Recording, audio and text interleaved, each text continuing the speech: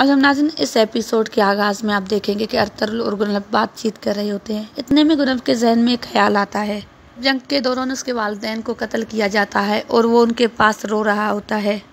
और फिर थोड़ी देर बाद सादतीन अपने सिपाहियों के साथ वहाँ पर आ जाता है। गुनलब उसे देखकर कहता है, कौन हो तुम, आगे मत बढ़ना। उस पर सादतीन उसे कहता है, क्या तुम किलेदार के बेटे हो? उस पर गुनलब कहता है कि पीछे हो जाओ कातिल। उसके बाद सादतीन उसे अपनी बातों से बहला लेता है और उसके बाद उसे अपने साथ लेकर जाने का फैसला करता है और गुनलब को समझाता है कि मैं एक कातिल नहीं हूँ, मैं भी तुम्हारे बाबा की तरह एक जंगजू हूँ। और इतने में गवर्नर क्रितियोस के सिपाही निकलकर बाहर आते हैं। गुनलब अरतुगरुल को देखकर कहता है कि उस कुत्ते गवर्नर ने जाल बिछाया है। उस पर अरतुगरुल कहता है कि दरअसल वो खुद जाल में फंसा है, अब तुम्हारी महारत दिखाने का वक्त आ गया है। उसके बाद वो लोग लड़ना शुरू कर देते हैं।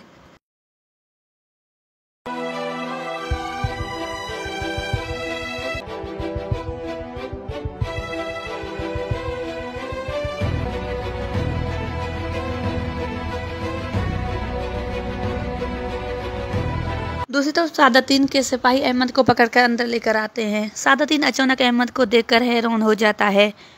उसके बाद सिपाही अहमद को आगे लेकर आते हैं। अहमद सादतीन को देखकर कहता है कि बहुत अच्छा लग रहा है आपको दोबारा देखकर।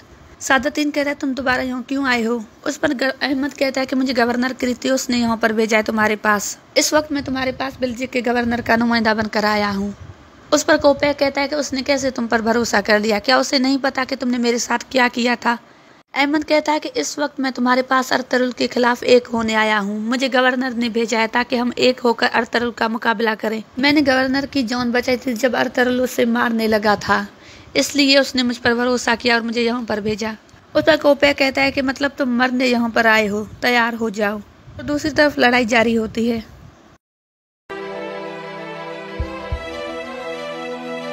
क्रितियोस अपने सिपाहियों के साथ निकल कर आता है और कहता है कि सबको मार दो, अरतुगरुल को मेरे लिए छोड़ना, उसका सर मैं खुद उतारूंगा।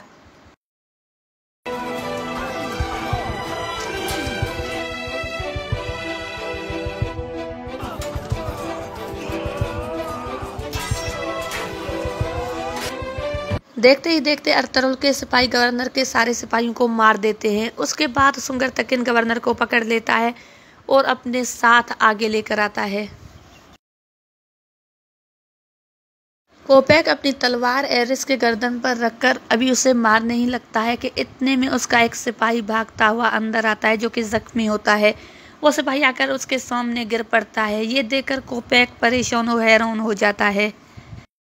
गवर्नर के सारे सिपाही मर जाते हैं। सुंगरतकिन उसे लेकर अरतुगरुल के पास आता है। अरतुगरुल कहता है, गुनलब साहब आओ, अब तुम्हें दिखाता हूँ जो मैं तुम्हें दिखाना चाहता हूँ। उसके बाद अरतुगरुल दुमरल से पूछता है, हमारा कोई शहीद तो नहीं है? उस पर दुमरल कहता है कि नहीं, कोई नहीं है।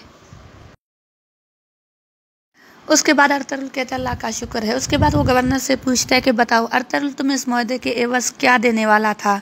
उस पर गवर्नर क्रितियोस कहता है कि ये मुआहदा सिर्फ दोनों रियासतों के बीच अमन के लिए है और कुछ नहीं।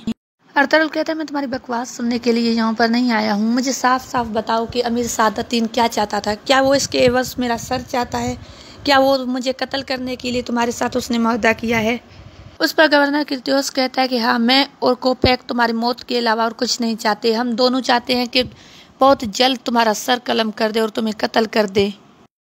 गुनलब गवर्नर को पकड़कर कहता है कि तुम झूठ कह रहे हो, तुम्हारी जान खतरे में है, इसलिए तुम अमीर सादतीन पर इल्जाम लगा रहे हो। अरतुगरुल कहता है कि तुमने अपने कानों से सुन लिया कि वो क्या चाहता है। अब तुम दोनों एक बात सुन लो, सोगुट सिर्फ हमारा है, ये काई वालों का हक है। हम अपनी जड़ें यहाँ पर मजबूत करेंगे, इससे हमें कोई नहीं रोक सकता। हमारी नस्लें यहाँ पर परवान चढ़ेंगी। उसके बाद अरतुगरुल कहता है कि आप कुछ कहना चाहेंगे गुनलब साहब? उस पर गुनलब कहता है कि मेरे पास आपकी बहादुरी के लिए कोई अल्फाज नहीं है, लेकिन आप ये मत समझिएगा जो गवर्नर ने अमीर सादतीन के खिलाफ कहा है मैं उस पर अमल कर लूँगा, उसकी बातों पर यकीन कर लूँगा। दूसरी तरफ मेहमान खाने में सादतीन पर कुछ नकाबपोश लोगों ने हमला कर दिया था। सादतीन और एरिस उनका मुकाबला कर रहे होते हैं। मेहमान खाने में लड़ाई जारी होती है। सादतीन और अहमद उन तमाम नकाबपोशों को एक एक करके मार देते हैं। बाकी सारे नकाबपोशों को मार दिया जाता है, लेकिन एक को जिंदा पकड़ लिया जाता है। सादतीन उसे कहता है कि बताओ तुम, ये किसकी साजिश है और किसने तुम्हें यहाँ भेजा?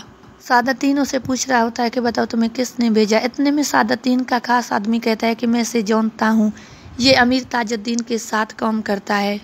उस पर सादतीन कहता है कि मतलब माँ परी अमीर ताजुद्दीन के साथ मिलकर मुझे कत्ल करना चाहती है।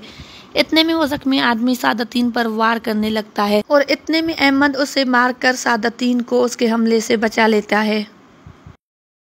अर्तुगरुल गवर्नर को लेकर किले में आता है। सब लोग अर्तुगरुल जिंदाबाद के नारे लगाते हैं। वहाँ पर कुछ और सिपाही खड़े होते हैं जिन्हें देखकर अर्तुगरुल कहता है कि ये आपके सिपाही नहीं लग रहे गुलाम साहब। उस पर गुलाम कहता है कि आप सही कह रहे हैं, ये मेरे सिपाही नहीं हैं।